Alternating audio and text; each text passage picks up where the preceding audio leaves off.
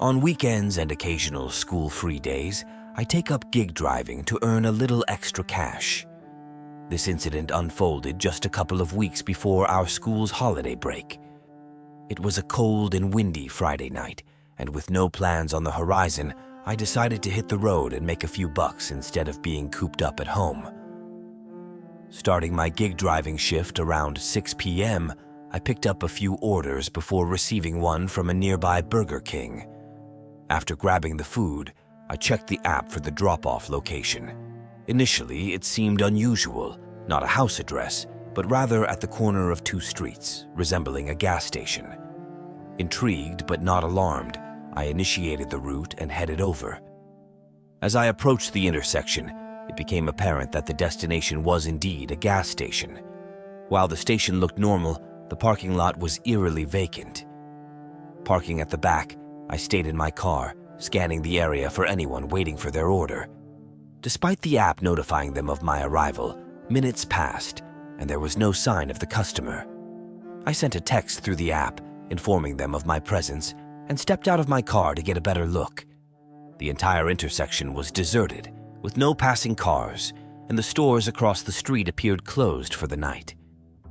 Unease settled in as I continued to receive no response from the customer. About to return to my car, a truck pulled into the gas station, heading straight towards me. Parking a couple of spots away, it was an older, dark red pickup with tinted windows. I couldn't help but wonder why someone would order delivery and then drive to the location themselves. The driver, a man with a weathered appearance and disheveled clothes, got out of the truck. Holding up the food bag with a smile, I noticed his eyes fixed on me, and a gut feeling urged me to leave immediately. Placing the bag on the ground, I hurriedly got into my car.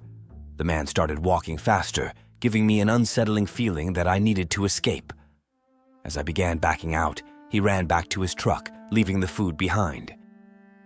I left the gas station in a hurry, noticing him quickly backing out and speeding toward the exit.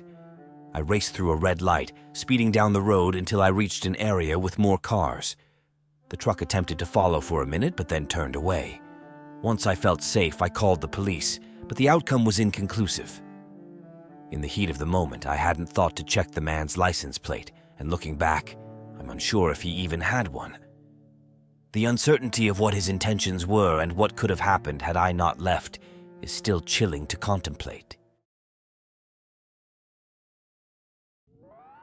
It was a chilly night in early December, and I decided to spend my day off cozied up by the fireplace at home. The weather outside had taken a harsh turn with high winds and an impending blizzard, making it the perfect day to stay indoors. As I went about my chores, I kept the news on, catching updates about the worsening conditions expected by nightfall.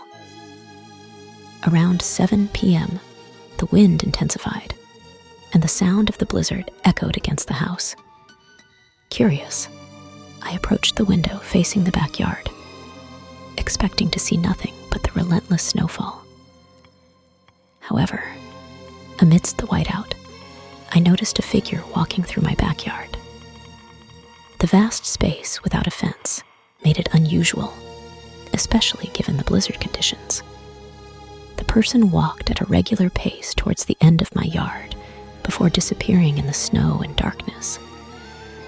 Intrigued and a bit concerned, I stayed by the window, trying to catch another glimpse, but the visibility had plummeted.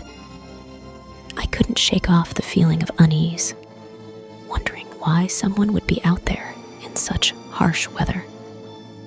Just 5 minutes later, a knock echoed through the house.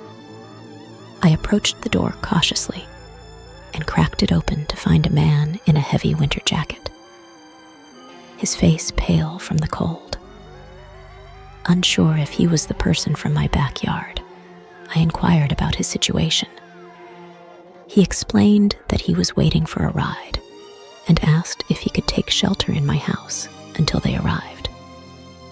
Considering the extreme weather, I hesitated, but eventually suggested he wait on the porch, offering an old jacket for warmth. The man accepted and went to sit on the chair outside. I closed and locked the door, heading upstairs to fetch the jacket. As I reached for the doorknob, a sudden feeling of caution washed over me. Pausing just before opening the door, I decided to glance through the peephole. To my surprise, the man was now standing right against the door, hand on the handle, seemingly ready to push it open. A chill ran down my spine, and my instincts kicked in. Quietly, I pulled out my phone and dialed 911, whispering my situation to the operator. With the assurance that help was on the way, I cautiously approached the door again. Strangely, the man had vanished, leaving no trace on my porch or in the front yard. It was as if he sensed that I had called the police.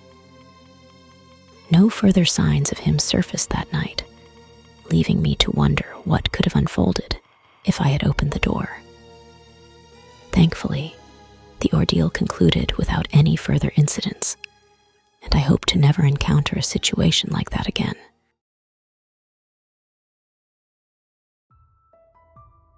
I used to clock in at Walmart, and at the time, the store operated 24 hours. Due to my kid's school schedule, I embraced overnight shifts to ensure I could drop him off and pick him up. It meant working from 10 p.m. to 7 a.m. each night, and during the day, I juggled my second job and took care of my son. It wasn't the easiest period in my life, but I had to do what it took to cover rent. This particular Walmart was a supercenter, open 24 hours, offering a variety of products. The late-night hours drew in a diverse crowd, and as the night wore on, the store's atmosphere shifted. It attracted some rather peculiar characters, more so than during the daylight hours. During my shift, I mainly worked as a stocker, navigating the aisles to keep the shelves well stocked. One chilly night, while busy in the cereal aisle, an encounter left me on edge. A customer with curly hair and a bulky backpack approached, initially asking for the location of the bread. I pointed him in the right direction, assuming it was a typical late-night shopping inquiry. However, what followed was unsettling. Despite not purchasing anything, this guy kept lingering around the store, occasionally passing my aisle and watching me from a distance. His persistent presence raised my discomfort levels, prompting me to speed up my work in an attempt to distance myself. Later, while stocking chips in a different aisle, he somehow found me again. This time, he approached and shared unwarranted compliments about my appearance. Politely declining his advances, I provided fake answers to personal questions, hoping he'd get the hint.